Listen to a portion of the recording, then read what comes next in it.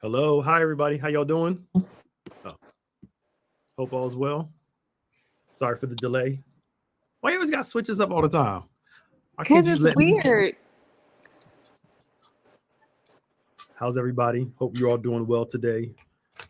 Mm. Uh, for Maximized Monday, it is Yep. Monday, October the what? The 6th. It's the sixth. Yep. Yeah, we're Monday, October 6th. We're live today. Um, thank you for all who are coming on, tuning in. I wish this weather would make up its mind. I'm kind of Is it summer? Is it winter? What is it doing? yeah. So you know what I mean. Oh well. But hope all's well. If you missed yesterday's service, go back and check it out, and make sure you tune in. Hey Keisha, how you doing? Uh, hey Karen, you trying to use your Bluetooth? I'm trying, but it's not working. Yeah, I'm I can hear struggling. myself. So, Yeah, sorry. you on your iPad? No, I'm on my iPhone Uh, and it's connecting, but it's not actually coming through my earbuds. where, where's you don't have wired headphones? Like, huh? You don't have wired headphones? No. You need to. You know all that radiation messing with you. Is that what the problem is? Well, you had it before the problem, before the radio. I'm, I'll play. I think that's working now. How's everybody doing? There we go. There you go. Yes, that sounds better. No, now it's back. You know, my mine do that sometimes too. They keep connecting and disconnecting. Yeah. This is the first time I've had this problem. Just turn your volume down a little bit, see if that helps. Sorry for the technical difficulties. All. Hello, hello. That's better. Okay. All right. Welcome everybody. If you missed yesterday's service, please go back and check it out.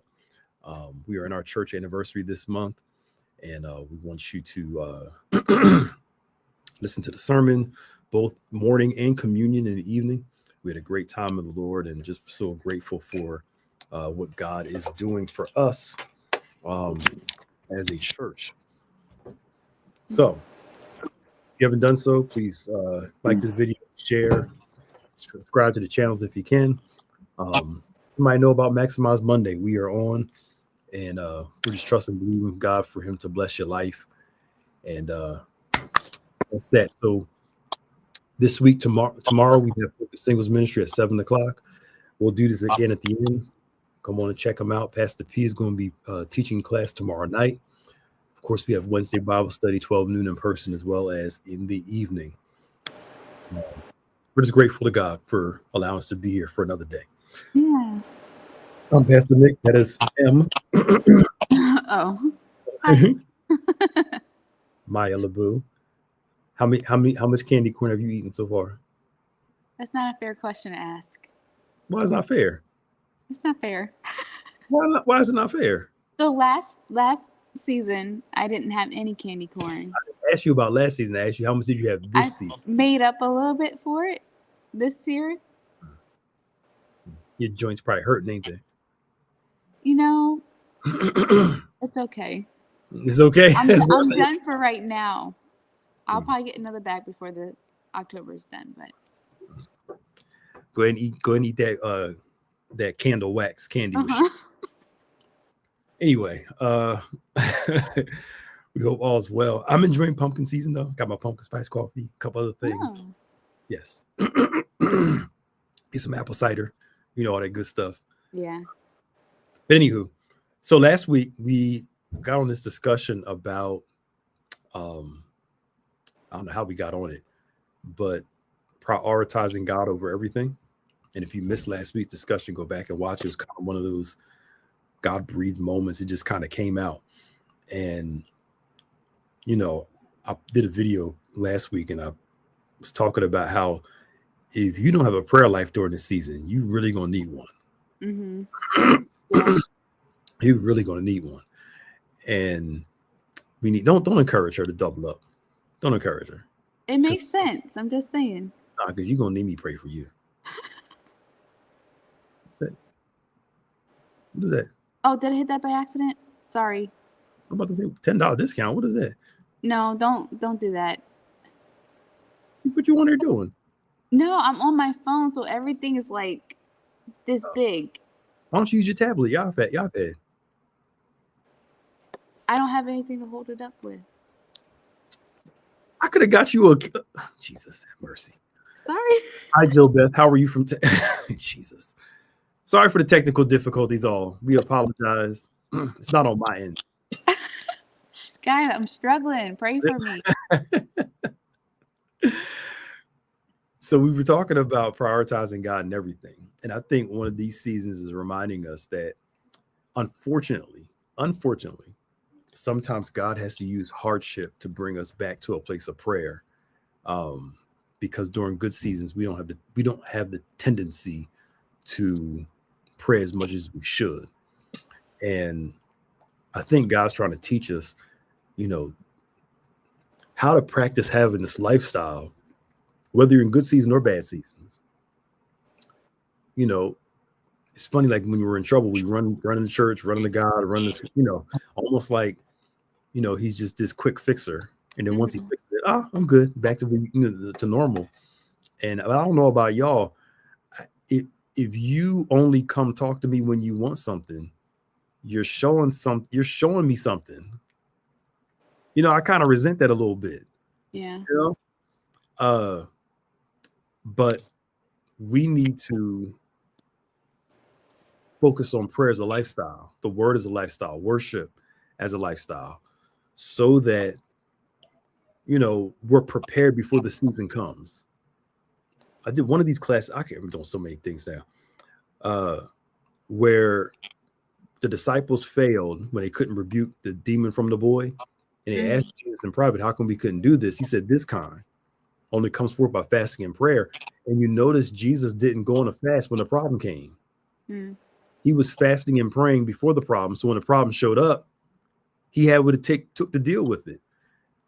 Most times we wait until the problem comes to start doing it, rather than preparing ourselves in anticipation of the problem with our consecration. Something like Bishop talked about the week before. That's part of the season of the calendar of the year. You're going to be jacked up because of whatever. Prepare yourself for that challenge. Yeah. Prepare yourself with consecration before it comes, rather than playing catch up when it comes. And God wants us to have this base. That's why throughout the Gospels, you'll see Jesus getting away from the crowd. And we usually found him doing two things: praying and sleeping. He was resting, talking to God.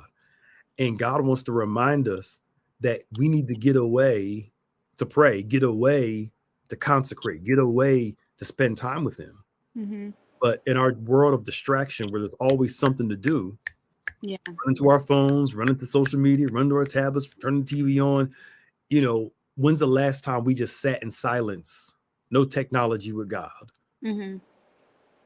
That's a valid question. Being able to sit back and just be with him without the noise of everything. Yeah, you stay ready, so you want to get ready. Thank you, Tiana. I appreciate that. But that's true.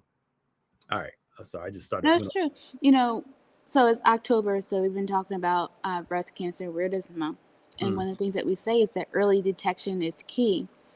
And I think that same statement applies to this as well. By making sure that we're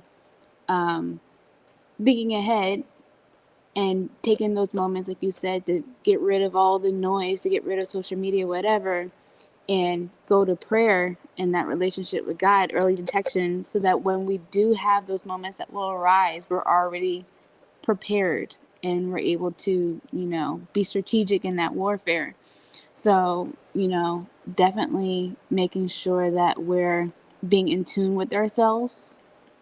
I love that Bishop is, challenged us to put those things on a calendar so that we can do all that we can to be prepared in our fasting, in our prayer, even seeking help with our pastors to make better decisions when those moments come up, when we're in that shallow place in our life.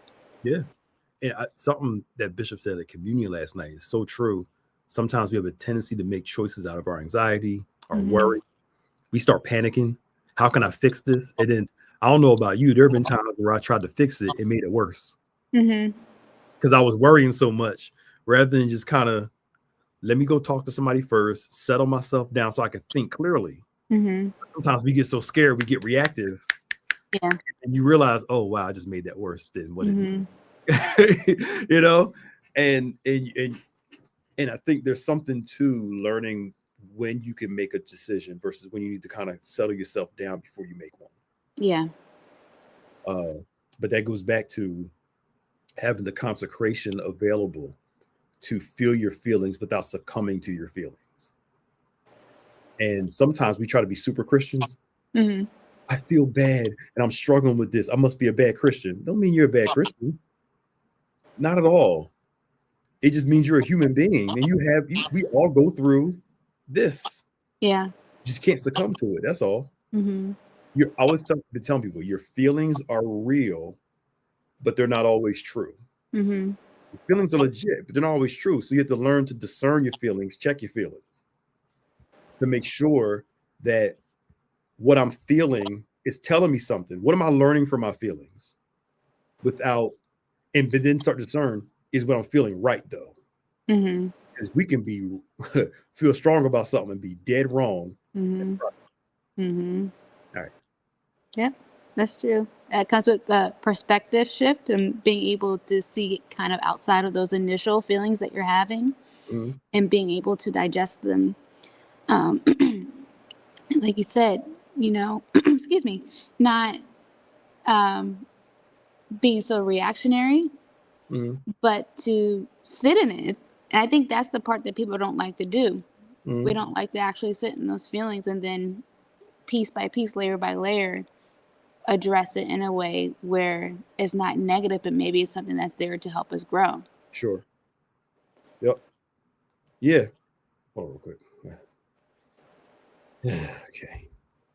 Speaking of praying over, being prepared for stuff, but Uh-huh. think, but I think the Lord's prayer says it plainly: "Give us this day our Daily. daily bread." Yeah. You know, we're so worried about tomorrow, which Jesus warns about, that we forget. Let me focus on today's bread. Mm-hmm.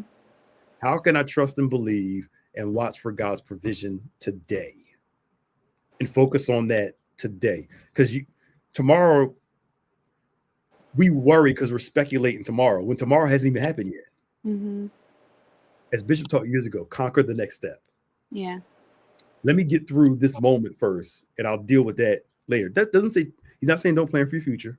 Mm-hmm. God doesn't say, don't consider things. He's just simply saying, focus on daily bread today. Hey, Auntie, how you doing? Mine is on. Praise the Lord. Mm-hmm. Focus on today, Mm-hmm. right? Focus on today.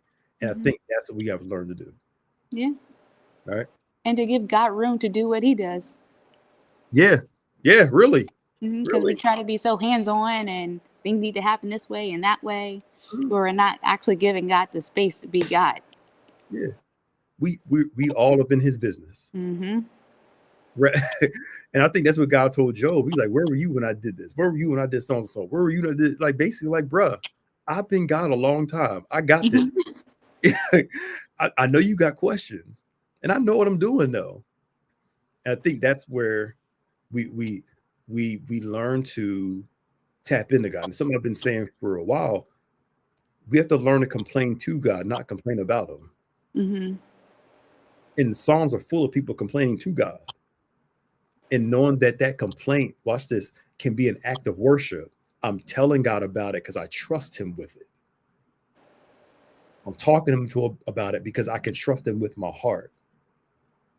And that's where God wants us to be, to have that communication with him. I said it when I preached a couple of weeks ago, and I was dead serious too.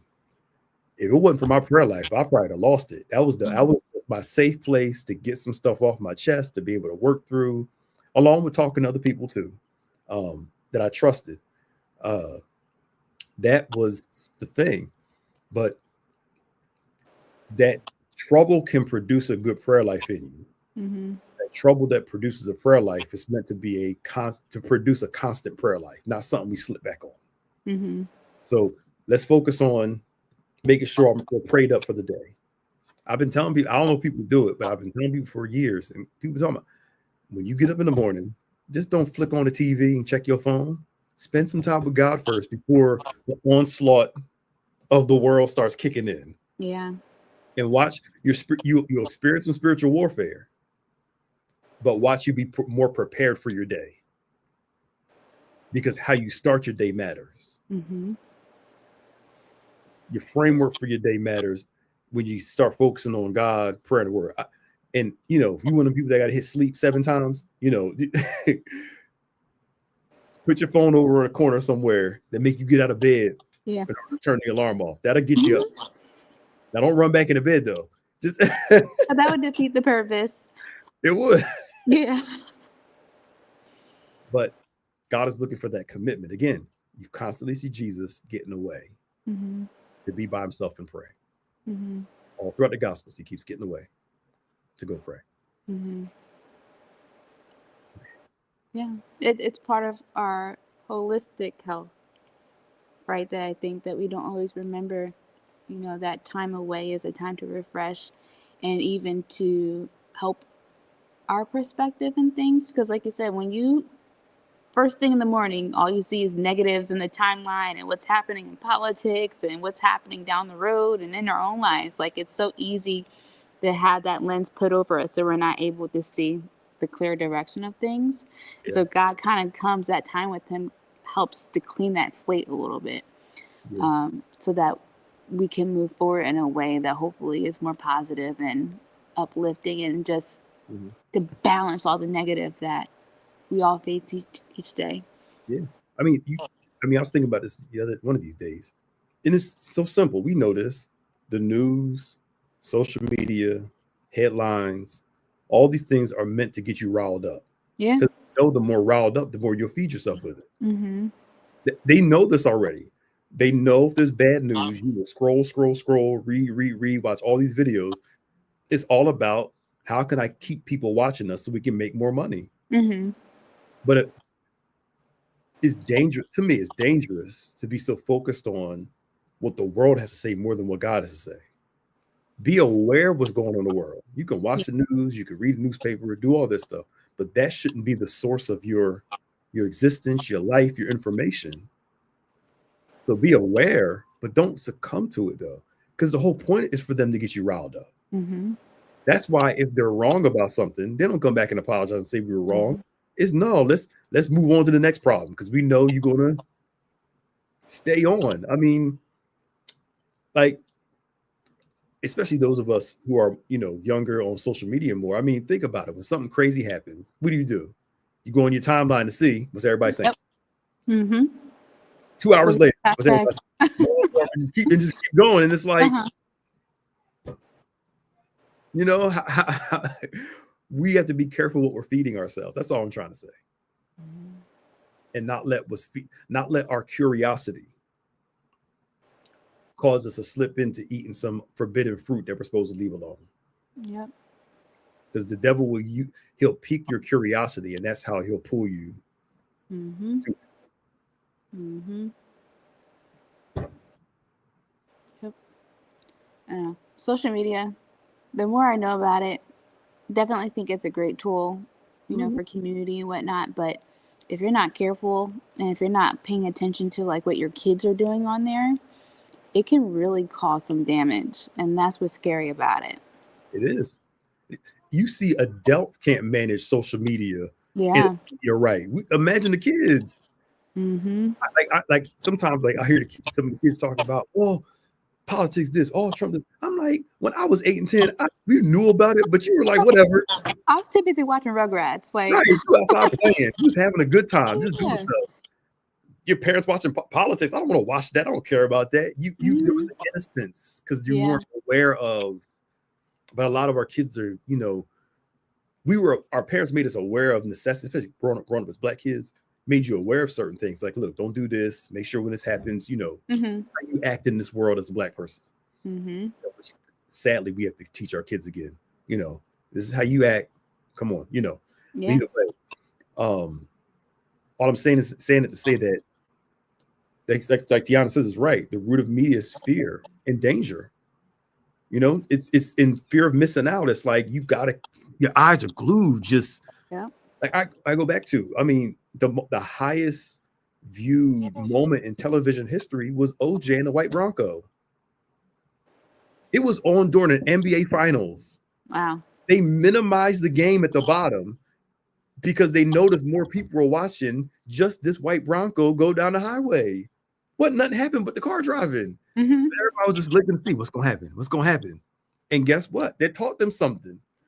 The more drama we put on here, the more speculation we put on here, you got to see this next great debate coming up. You got to hear this great disagreement. And you're like, oh, I'm going to watch it because we become, how can I say this without being too crass? We've gotten caught up in the minutia. I'm trying not to use certain phrases I want to use. The minutia and the pure manure of life. Mm-hmm. I mean, look at reality TV shows. It's just one day I want them to put out a reality TV show where everybody got along. Everybody's uplifting each other. That thing wouldn't even last through 4 episodes, probably. Yeah. If that, it probably won't even get to the air. Thank you. Wouldn't even get through there. I remember. Sorry, go ahead. No, go ahead. I was gonna, that says a lot about us as a people, as a culture, as a society, that we want to see people fail. We want to see people hurt. And I don't know that it's because it makes us feel better, which is also saying a lot. Yep. Part of it, yeah, me feeling better. I had somebody tell me I love drama in other people's lives, but I don't like drama in my own. Mm-hmm. So you're cool with celebrating everybody else's drama and problems, but you know when it finally hits you, oh, this is too much for me. I'm like, it says a lot about us and what we consume. And I just, like, I remember one of the reality shows, they showed one of the producers, you know, you saw the hand of the person throwing a glass, but they made it look like it was one of the stars throwing a glass, when it's actually one of the behind the scenes people throwing it just to create drama. Wow. Like, this is reality. This is really happening. Like, no, it's not. Like, some of that stuff may be real, yes, but a lot of the stuff is manufactured to make it look like something, because they know it's like this. It gets on my nerves. I hate driving and there's traffic, and then you get to the place where you see what was causing the traffic.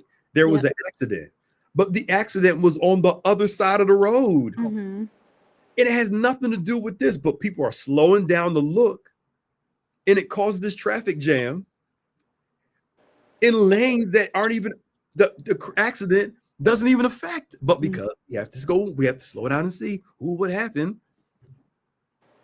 It says a lot about us and what our focus is.